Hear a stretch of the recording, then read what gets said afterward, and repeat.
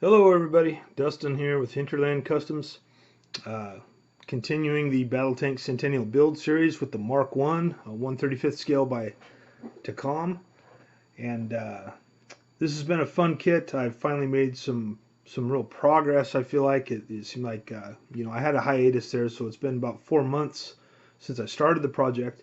Anyway, fast forwarding to now, I've got the camo pretty much done. With the camo, I was going off of a book here called, it's just on the British World War I tank. Just going off this book by David Fletcher on Osprey Publishing. Great book, great wealth of knowledge here and, and information. This camo pattern was designed by Solomon J. Solomon. He was an artist, but he was also a lieutenant colonel in the Royal Engineers. So because of his background with both the military as well as art, they gave him the task of devising a color scheme that would enable him to blend with their background.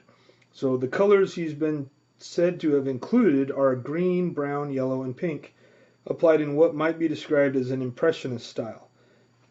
Okay, so what I did there was I just got some Tamiya paints here, as you can see. We've got red, brown, JA green, pink, and then this was a dark yellow.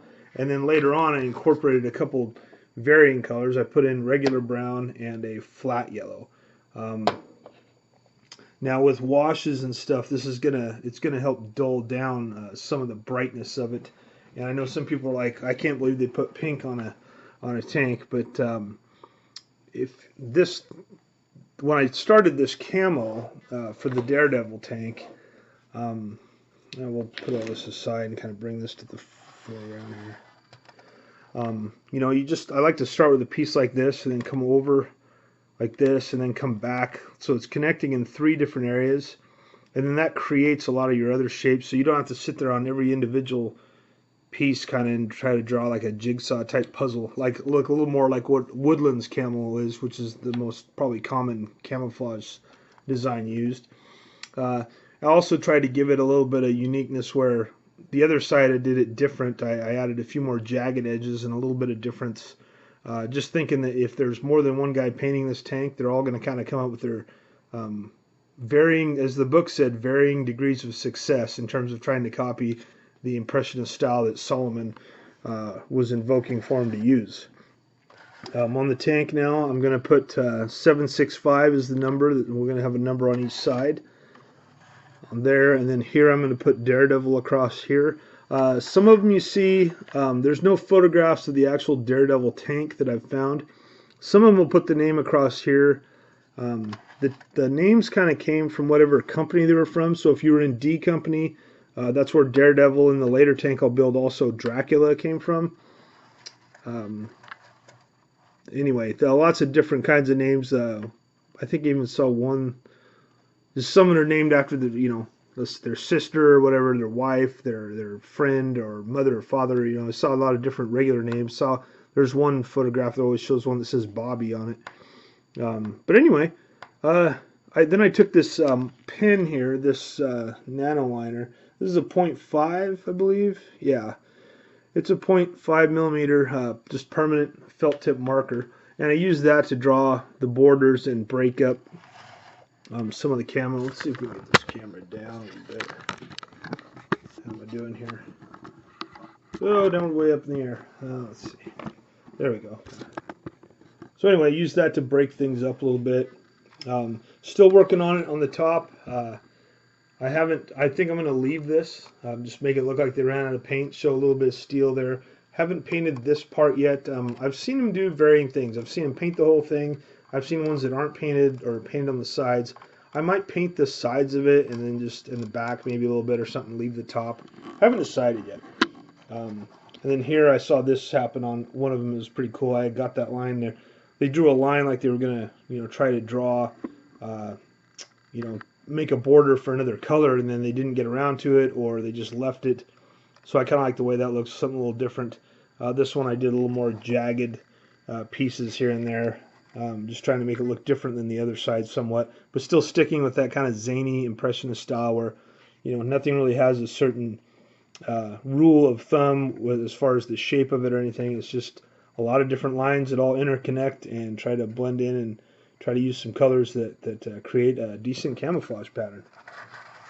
And then on the back here, the steerage wheels, I've mixed green zinc chromate. It's a Model Master acrylic, and then I mixed it with a natural steel, and it kind of came up with this kind of a green steel. A lot of the old steel I see has kind of a green tint to it. Some of you they'll even have like a lightish blue. Depends on the age of the steel. Depends on a lot of factors. But you know, I wasn't going to paint it silver, so that's kind of how I have it now. A lot of it's they also would get it more of a they'd paint it dark brown. So this is going to be weathered a lot. So it's not it's important. I'm trying to get the colors right, and then just kind of build myself up. You know, you get some layers going, and then get the weathering on there, and I think it'll be fine. But this is still got to do the back side here, as well as you can see the springs right there. All the springs for the rear wheel assembly. So yeah, it's going along good. So the camo's done. You know, learning a lot. Learning something new every day with this. It's been just a blast. There's a lot of work on this part of it because like you paint and paint and paint, and then the weathering is the same way. Anybody that's weathered anything, it's like you go at it and over again, and then you turn around and look at something like, well, I forgot to hit that, so you touch it up again, and so that's kind of the way this is going. Still a lot of little details and features to work out. I haven't painted the flip plate here for where the machine gun's sticking out of yet. I painted up a little bit of the turrets here. So yeah, still got a little bit ways to go. But for the most part, it's going good. Oh, and the tracks, you can see I put some, that is industrial earth oil. I used some oil to kind of dirty up the tracks, get rid of that silver look, make them look worn, make them look like they've been through the mud, like their natural colors kind of showing there on the cleats, where it's kind of burnishing down to a silver a bit, you know. Lots of different things you can do there, but so yeah, we're getting there. So anyway, Daredevil 765 starting to take shape, got the camo going, and appreciate everybody that watches, all my subscribers and everything.